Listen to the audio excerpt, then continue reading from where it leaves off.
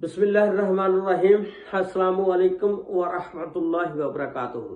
जी नाज़रीन, अज दे विलाग दे विच अज जिहड़ी तुसीं तस्वीर देख रहे हो, इस आदमी दा नाम आ मुहम्मद सफदर। सफदर जिहड़ा 2 साल सऊदी अरब दे विच ला के आंदा और घर वापसी जिस वेले आंदा कहंदा कि मैं दसना किसे नहीं हैगा, घरदियां नूं हैरान कर देना, सरप्राइज देना, ते अचानक घर आ जांदा। जिस वेले घर आंदा, घर दे वेख के सारे खुश हुंदे ने, बच्चे बड़े खुश हुंदे ने, लेकिन बीवी जिहड़ी आ बड़ी परेशान हो जाती आ। उस तो बाद 2-3 दिन बाद इस बंदे दी जिहने रोज़ियां दे विच आया सी, ईद घर मनानी सी बच्चियां दे विच, मौत वाकिया हो जाती आ। ਉਹਦੀ मौत वाकिया किस तरह हुई, ਉਹਦੀ सारी तफसीलात अज दी इस वीडियो दे विच मैं तुहाडे नाल शेयर करांगा।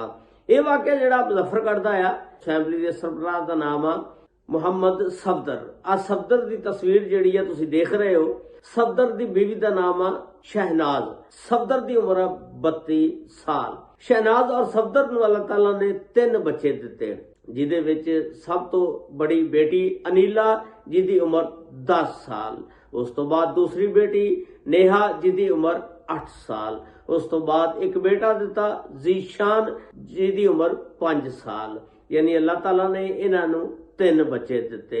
ये जिहड़ा सफदर आ हुण दुकान करदा आ, दुकान दे विचों इन्नी इनकम नहीं हुंदी हैगी, आमदन नहीं हैगी कि उहदे घर दा गुजारा चल सके।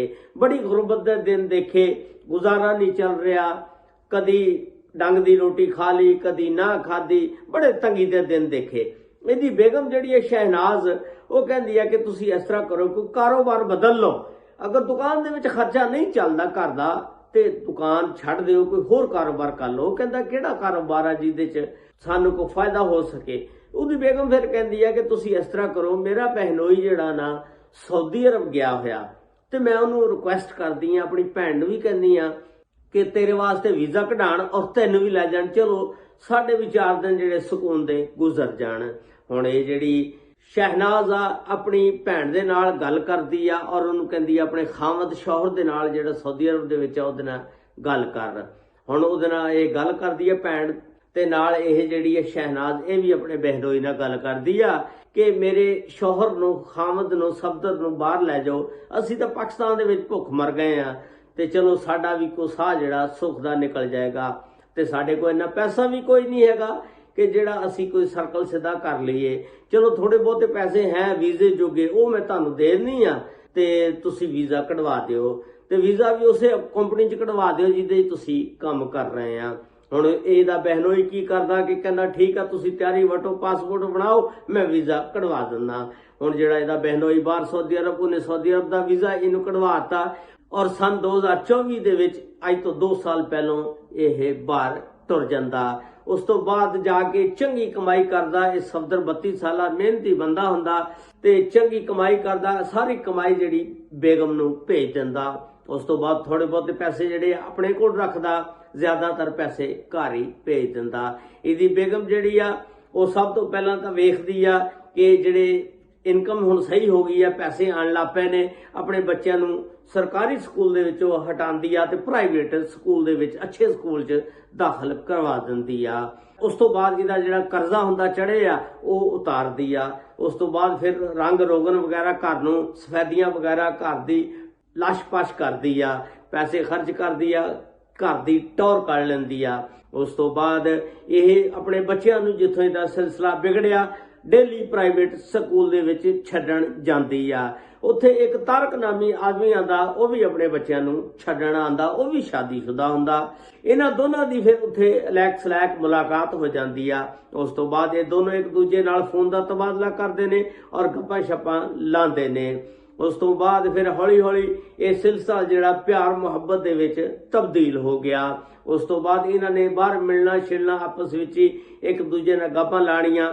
ਇਹ ਇੰਨਾ ਪਿਆਰ ਮੁਹੱਬਤ ਗਹਿਰਾਈ ਦੇ ਵਿੱਚ ਚਲੇ ਗਏ ਕਿ ਹੁਣ ਇਹ ਕਹਿਣ ਲੱਗੇ ਕਿ ਇੱਕ ਦੂਜੇ ਤੋਂ ਬਗੈਰ ਆਪਾਂ ਜੀ ਨਹੀਂ ਸਕਦੇ। ਉਸ ਤੋਂ ਬਾਅਦ ਕੀ ਹੁੰਦਾ ਕਿ ਆ ਰੋਜ਼ੇ ਜਦੋਂ ਚੜੇ ਨੇ, ਜਿਹੜਾ ਸਫਦਰ ਆ ਸਊਦੀ ਅਰਬ ਗਿਆ ਹੁੰਦਾ, ਉਹ ਕਹਿੰਦਾ ਕਿ ਚਲੋ ਮੈਂ ਹੁਣ 2 ਸਾਲ ਹੋ ਗਏ ਮੈਨੂੰ ਆਏ ਨੂੰ, ਤੇ ਈਦ ਜਿਹੜੀ ਮੈਂ ਆਪਣੇ ਬੱਚਿਆਂ ਦੇ ਵਿੱਚ ਘਰ ਜਾ ਕੇ ਕਰਦਾ। ਉਹਨੇ ਇਹਨਾਂ ਨੂੰ ਕੋਈ ਨਹੀਂ ਦੱਸਿਆ ਕਿ ਮੈਂ ਪਾਕਿਸਤਾਨ ਆ ਰਿਹਾ। ਉਹਨੇ ਸਿਰਫ ਸਰਪ੍ਰਾਈਜ਼ ਦੇਣੇ ਵਾਸਤੇ ਅਚਾਨਕ ਘਰ ਪਹੁੰਚ ਜਾਂਦਾ। ਜੋ ਹੀ ਘਰ ਪਹੁੰਚਦਾ ਬੱਚੇ ਵੇਖਦੇ ਨੇ, ਖੁਸ਼ ਹੋ ਜਾਂਦੇ ਨੇ ਕਿ ਸਾਡਾ ਪਾਪਾ ਆ ਗਿਆ, ਸਾਡਾ ਅੱਬਾ ਆ ਗਿਆ, ਸਾਡਾ ਪਿਓ ਆ ਗਿਆ। ਬੜੇ ਖੁਸ਼ ਹੁੰਦੇ ਨੇ, ਨੱਚਦੇ ਭੱਜਦੇ ਨੇ, ਖੁਸ਼ੀਆਂ ਮਨਾਈਆਂ ਜਾਂਦੀਆਂ, ਭੈਣ ਭਰਾ ਉਹਦੇ ਖੁਸ਼ ਹੁੰਦੇ ਨੇ, ਉਹਦੀਆਂ ਦਾਵਤਾਂ ਕੀਤੀਆਂ ਜਾਂਦੀਆਂ। 2-3 ਦਿਨ ਤਾਂ ਬੜੇ ਚਾਵਾਂ ਲਾਡਾਂ ਦੇ ਨਾਲ ਸਾਰਿਆਂ ਨੇ ਉਹਦੀ ਦਾਵਤ ਸ਼ਾਵਤ ਕੀਤੀ। 2-3 ਦਿਨ ਤੋਂ ਬਾਅਦ ਇਹ ਜਿਹੜੀ ਬੀਵੀ ਸੀ ਨਾ, ਇਹ ਖੁਸ਼ ਨਹੀਂ ਸੀ। ਉਹਨੇ ਕਿਹਾ ਇਹ ਅਚਾਨਕ ਆ ਗਿਆ, ਤੇ ਇਹਨੇ ਉਹ ਜਿਹੜਾ ਤਾਰਕ ਸੀ ਆਦਮੀ ਜਿਹਦੇ ਨਾਲ ਇਹ ਸਟੀਆਂ ਲਾਈ ਬੈਠੀ ਸੀ, ਤੇ ਤਾਰਕ ਨੂੰ ਫੋਨ ਕਰਦੀ ਆ ਕਿ ਤਾਰਕ ਮੇਰਾ ਹੁਣ ਤੇਰੇ ਬਗੈਰ ਗੁਜ਼ਾਰਾ ਨਹੀਂ ਹੁੰਦਾ ਹੈਗਾ, ਮੈਂ ਕਿੱਦਾਂ ਤੈਨੂੰ ਫੋਨ ਕਰਾਂ, ਮੇਰਾ ਸ਼ੌਹਰ ਅਚਾਨਕ ਆ ਗਿਆ ਉਹ ਤੇ ਮੈਂ ਹੁਣ ਤੈਨੂੰ ਫੋਨ ਨਹੀਂ ਕਰ ਸਕਦੀ। ਅੱਗੋਂ ਉਹ ਤਾਰਕ ਵੀ ਕਹਿੰਦਾ ਕਿ ਮੈਂ ਤੇਰੇ ਤੋਂ ਬਗੈਰ ਹੁਣ ਨਹੀਂ ਰਹਿ ਸਕਦਾ ਹੈਗਾ। ਇਹ ਦੋਨੋਂ ਫਿਰ ਕਹਿੰਦੇ ਨੇ ਹੁਣ ਕੀ ਕਰਨਾ ਚਾਹੀਦਾ। ਇਹ ਦੋਨੋਂ ਕਹਿੰਦੇ ਨੇ ਕਿ ਆਪਾਂ ਪਲਾਨਿੰਗ ਬਣਾਈਏ ਤੇ ਇਹਨੂੰ ਟਿਕਾਣੇ ਲਾਈਏ। ਉਸ ਤੋਂ ਬਾਅਦ ਇਹ ਇੱਕ ਦਿਨ ਪਲਾਨਿੰਗ ਬਣਾਉਂਦੇ ਨੇ ਕਿ ਜਿਸ ਵੇਲੇ ਇਹ ਰਾਤ ਨੂੰ ਸੌਣ ਲੱਗਦਾ, ਦੁੱਧ ਦੇ ਵਿੱਚ ਨਾ ਇਹ ਨਸ਼ਾ ਆਵਰ ਦਵਾਈ ਮਿਲਾ ਦਿੰਦੀ ਆ। ਜਿਸ ਵੇਲੇ ਨਸ਼ਾ ਆਵਰ ਦਵਾਈ ਮਿਲਾਉਂਦੀ ਆ, ਉਹ ਰਾਤ ਨੂੰ ਦੁੱਧ ਪੀ ਕੇ ਸੋ ਜਾਂਦਾ। ਸਫਦਰ 32 ਸਾਲਾ ਜਿਹੜਾ ਵਿਚਾਰਾ ਗਰੀਬ ਦਾ ਬਾਲ ਸਾਊਦੀ ਅਰਬੋਂ ਈਦ ਮਨਾਉਣ ਵਾਸਤੇ ਆਇਆ, ਜਿਸ ਵੇਲੇ ਸੋ ਗਿਆ, ਇਹਨੇ ਉਸ ਆਪਣੇ ਤਾਰਕ ਨੂੰ ਜਿਹੜਾ ਇਹਦਾ ਚਾਹਣੇ ਵਾਲਾ ਸੀ ਉਹਨੂੰ ਫੋਨ ਕਰ ਦਿੱਤਾ ਭਈ ਆ ਜਾ, ਹੁਣ ਇਹ ਸੋ ਗਿਆ ਤੇ ਇਹਦਾ ਹੁਣ ਆਪਾਂ ਕੰਮ ਕਰ ਦਈਏ। ਉਹ ਤਾਰਕ ਜਿਹੜਾ ਫੌਰਨ ਆਂਦਾ ਘਰ, ਜਿਸ ਵੇਲੇ ਪਹੁੰਚਦਾ ਬੱਚੇ ਵੀ ਸੁੱਤੇ ਪਏ ਹੁੰਦੇ। ਤਾਰਕ ਲੰਬੀ ਨੀਂਦ ਸੁੱਤਾ ਪਿਆ ਹੁੰਦਾ, ਨੀਂਦ ਦੀਆਂ ਗੋਲੀਆਂ ਲੈ ਕੇ, ਤੇ ਇਹ ਆਂਦੇ ਨੇ ਆ ਕੇ ਤੇ ਉਹਨੂੰ ਪਕੜਦੇ ਨੇ, ਪਕੜ ਕੇ ਉਹਦਾ ਗਲਾ ਦਬਾ ਕੇ ਤੇ ਦੋਨੋਂ ਜਣੇ ਉਸ ਨੂੰ ਮੁਬੱਯਨਾ ਤੌਰ ਤੇ ਮਾਰ ਦਿੰਦੇ ਨੇ। ਜਿਸ ਵੇਲੇ ਮਾਰ ਦਿੰਦੇ ਨੇ ਤੇ ਫਿਰ ਉਸ ਨੂੰ ਇਹ ਕਹਿੰਦੀ ਆ ਤਾਰਕ ਨੂੰ ਸ਼ਹਿਨਾਜ਼ ਕਿ ਤੂੰ ਹੁਣ ਇਥੋਂ ਨਿਕਲ ਜਾ, ਤਿੱਤਰ ਹੋ ਜਾ, ਤੇ ਇਸ ਕਤਲ ਦਾ ਕਿਸੇ ਨੂੰ ਵੀ ਨਹੀਂ ਪਤਾ ਲੱਗਣਾ, ਤੇ ਮੈਂ ਸਵੇਰ ਉੱਠ ਕੇ ਕਹਿ ਦਾਂਗੀ ਕਿ ਇਹ ਆਪਣੀ ਮੌਤੇ ਆਪ ਮਰ ਗਿਆ। ਉਸ ਤੋਂ ਬਾਅਦ ਇਹ ਚਲਾ ਜਾਂਦਾ ਤਾਰਕ। ਸ਼ਹਿਨਾਜ਼ ਸਵੇਰ ਜਿਸ ਵੇਲੇ ਉੱਠਦੀ ਆ, ਉੱਠ ਕੇ ਉਹਦੇ ਉੱਤੇ ਕੱਪੜਾ ਰਾਤ ਨੂੰ ਪਾ ਕੇ ਪੈ ਜਾਂਦੀ, ਸਵੇਰ ਰੋਣ ਲੱਗ ਪੈਂਦੀ, ਹਾਏ ਮੇਰੇ ਤਾਰਕ ਨੂੰ ਕੀ ਹੋਇਆ, ਮੇਰੇ ਤਾਰਕ ਨੂੰ ਕੀ ਹੋਇਆ। ਰੌਲਾ ਪਾਉਂਦੀ, ਸਾਰੇ ਇਕੱਠੇ ਹੋ ਜਾਂਦੇ। ਜੇਠ ਨੂੰ ਫੋਨ ਕਰਦੀ ਆ ਜਿਹਦਾ ਨਾਮ ਹੁੰਦਾ ਮੁਹੰਮਦ ਅਖਤਰ। ਉਸ ਤੋਂ ਬਾਅਦ ਨਣਦਾ ਨੂੰ ਫੋਨ ਕਰਦੀ ਆ, ਉਹ ਸਾਰੇ ਆ ਜਾਂਦੇ ਨੇ, ਆ ਕੇ ਦੇਖਦੇ ਨੇ, ਪੁੱਛਦੇ ਨੇ ਹਾਏ ਅਖਤਰ ਨੂੰ ਕੀ ਹੋਇਆ। ਇਹ ਕਹਿੰਦੀ ਹਾਏ ਮੇਰਾ ਅਖਤਰ, ਹਾਏ ਮੇਰਾ ਅਖਤਰ 2 ਸਾਲ ਬਾਅਦ ਆਇਆ, ਬੱਚਿਆਂ 'ਚ ਈਦ ਕਰਨ ਆਇਆ ਸੀ ਤੇ ਉਹਨੂੰ ਖੁਸ਼ੀਆਂ ਨਸੀਬ ਨਹੀਂ ਹੋਈਆਂ। ਉੱਥੇ ਉਹ ਜਿਵੇਂ ਫਫੜੇ ਕੁੱਟਦੀਆਂ ਔਰਤਾਂ ਐਵੇਂ ਵਾਹ ਵੇਲਾ ਕਰਦੀ ਆ, ਰੋਂਦੀ ਆ, ਭਿੜਦੀ ਆ। ਉਸ ਤੋਂ ਬਾਅਦ ਜਿਸ ਵੇਲੇ ਕਫਨ ਦਫਨ ਦਾ ਟਾਈਮ ਸ਼ੁਰੂ ਹੋ ਜਾਂਦਾ, ਜਿਸ ਵੇਲੇ ਨਲਾਉਣ ਲੱਗਦੇ ਨੇ, ਪਤਾ ਲੱਗਦਾ ਜਿਸ ਵੇਲੇ ਉਹਦਾ ਭਰਾ ਵੀ ਕੋਲ ਖੜਾ ਹੁੰਦਾ, ਉਹਦੀ ਗਰਦਨ ਤੇ ਲਾਲ ਨਿਸ਼ਾਨ ਹੁੰਦਾ, ਕਿਉਂਕਿ ਗਲਾ ਦਬਾ ਕੇ ਉਹਨੂੰ ਮਾਰਿਆ ਹੁੰਦਾ, ਤੇ ਉਹਨੂੰ ਸ਼ੱਕ ਪੈ ਜਾਂਦੀ ਆ। ਉਸ ਤੋਂ ਬਾਅਦ ਫੌਰੀ 115 ਤੇ ਕਾਲ ਕਰਦੇ ਨੇ, ਪੁਲਿਸ ਆ ਜਾਂਦੀ ਆ। ਪੁਲਿਸ ਜਿਹੜੀ ਆ ਜਿਸ ਵੇਲੇ ਦੇਖਦੀ ਆ, ਪੁਲਿਸ ਉਹਨਾਂ ਕੋਲੋਂ ਇਜਾਜ਼ਤ ਲੈਂਦੀ ਆ ਉਹਦੀ ਪੋਸਟਮਾਰਟਮ ਰਿਪੋਰਟ ਵਾਸਤੇ। ਪੁਲਿਸ ਜਿਸ ਇਜਾਜ਼ਤ ਲੈਂਦੀ ਉਹਨੂੰ ਚੁੱਕਦੇ ਨੇ, ਪੋਸਟਮਾਰਟਮ ਰਿਪੋਰਟ ਕਰਾਉਣ ਵਾਸਤੇ ਚਲ ਜਾਂਦੇ ਨੇ। ਪਤਾ ਲੱਗਦਾ ਕਿ ਇਹਦਾ ਗਲਾ ਦਬਾਇਆ ਗਿਆ ਔਰ ਇਸ ਵਜ੍ਹਾ ਨਾਲ ਇਹਦੀ ਮੌਤ ਵਾਕਿਆ ਹੋਈ।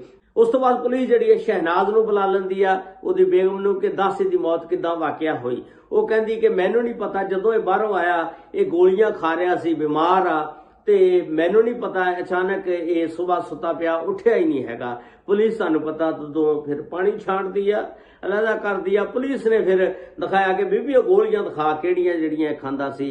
ਫਿਰ ਉਹਦੀ ਬਾਡੀ ਲੈਂਗੁਏਜ ਜਿਹੜੀ ਆ, ਜਿਸਮ ਹੱਥ ਪੈਰ ਕੰਬਣ, ਸਾਥ ਨਾ ਦੇਵੇ, ਜ਼ੁਬਾਨ ਸਾਥ ਨਾ ਦੇਵੇ।